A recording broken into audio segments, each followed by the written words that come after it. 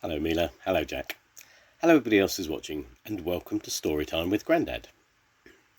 Today's book is from Captain Pugwash, and it is Hot Chocolate. Captain Pugwash's piggy bank was nearly empty, and he was feeling very gloomy. He had decided to buy a large bar of chocolate to cheer himself up. The governor of Portobello was also short of money, so he decided to increase the price of every chocolate bar in town by 5 doubloons. He put Lieutenant Scratchword in charge of collecting the money, and anyone caught bringing in chocolate from other islands would be thrown into jail. Scratchword marched into town, where he met Pugwash, gobbling his chocolate bar. "Halt!" shouted Scratchword. Then he ordered Pugwash to pay the extra 5 doubloons for his chocolate. "Certainly not," said Pugwash crossly. "Pay up, or I'll throw you in jail," said Scratchword. "Stuttering starfish," grumbled Pugwash, handing over a bag of coins. "That's my last 5 doubloons." Pugwash walked back to the Black Pig. He didn't see Cutthroat Jake and Rook the thief whispering together by the harbour. Rook was trying to persuade Jake to bring in some chocolate from another island. "I'm not doing that. I'd be a fool. Scratchword is searching all the boats in the bay," said Jake. "But I know someone who might. Captain Pugwash." So Rook went to the Black Pig and asked Captain Pugwash if he'd do the job. "You want me to sail to Fatty Coco, collect the chocolate, and then deliver it to you at Bounty Bay?" whispered Pugwash. "I can't possibly do that." Rook held out a pocket full of money. "There'll be more when you get back," he said. "Shivering sharks," said Pugwash. "I'll do it. We'll set sail this evening." Meanwhile, Cutthroat Jake had thought of a wicked plan to trick his old enemy Pugwash. "We'll wait until he's sailing into Bounty Bay with his ship full of chocolate, then we'll attack," Jake told his crew. Duck, Swine and Stinker cheered. "Then we'll steal all the chocolate and sell it ourselves," chuckled Jake. "That way Pugwash does all the hard work, and we make all the money." That night, the Black Pig reached the little island of Fatty Coco. Pugwash collected the chocolate, and Jonah and Willie heaved it on board with a pulley. The crate was high up in the air when Pugwash came on deck, carrying a small block of chocolate. "Never mind that, Jonah," he said. "Give me a hand." As Jonah rushed to help the captain, he let go of the rope. The crate was too heavy for Willie to hold on his own, and he flew into the air.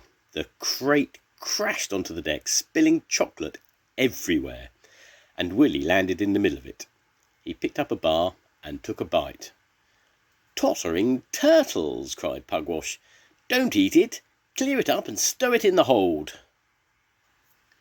At last the chocolate was safely stowed in the hold, and the Black Pig was sailing back to Bounty Bay. The night was getting hotter, and none of the crew could sleep. They couldn't stop thinking about all that chocolate. "The captain said we mustn't eat any," said the mate. "But he's eaten loads," said Willie. "He won't notice if we take a little bit," said Jonah. "Let's go now, while he's asleep." Jonah, Willie and the mate crept quietly into the hold. In the dark they didn't see Pugwash, who was already there, eating the chocolate. Suddenly they bumped into him. "Help!" they screamed, while Pugwash ran and hid behind the chocolate. Tom rushed in with a lantern, and Pugwash popped up from his hiding place. He was very annoyed to see his crew. "I'd better guard this chocolate myself from now on," he said. "Move it to the galley, Tom."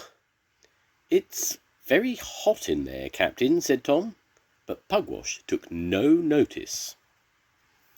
The next day was even hotter. Below deck, the mate had noticed a brown drip falling from the ceiling. "Get that cleared up, will you, Tom?" he said. Tom fetched a bucket to catch the drips. When no one was looking, he caught some on his finger and tasted it. "Just as I thought," said Tom. "It's so hot in the galley, the chocolate is melting." While Pugwash guarded the galley, Tom secretly collected all of the melted chocolate in buckets. At last they reached Bounty Bay, where Rook was waiting to collect the cargo. "It's all here, safe and sound," Pugwash told Rook. "But it's awfully hot. How about a drink before we unload?" Rook agreed and followed Pugwash to his cabin. Meanwhile, Willie had spotted Scratchwood and his soldiers rowing towards them. "Looks like we've got visitors," said Willie. Tom looked in the other direction and saw Cutthroat Jake and his crew rowing towards them too. "It's worse than I thought," whispered Tom.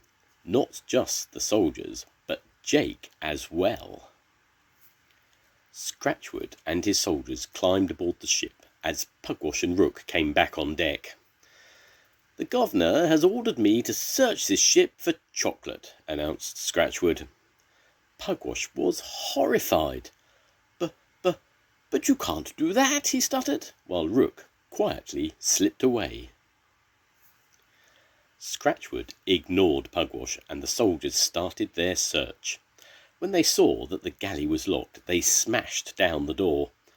Pugwash trembled with fear as the soldiers followed him in. But to Pugwash's amazement, the galley was empty. The chocolate had gone. "Stuttering starfish!" he cried, as the soldiers marched off to search the rest of the ship. By now, Jake and his crew had reached the Black Pig in their longboat. "Let's attack!" roared Jake. Tom was waiting with the buckets of melted chocolate. Quickly he emptied them over Duck, Swine, and Stinker until they were covered in a thick layer of chocolate. Jake roared with laughter until Tom threw a bucket over him too. "Wait till I get you," grumbled Jake. At that moment Scratchwood marched up, with Pugwash scurrying along behind him. "I can smell chocolate," said Scratchwood. No, it must be the seaweed," stuttered Pugwash. Tom pointed to Jake and his crew. "You'll find lots of chocolate in that longboat," he said.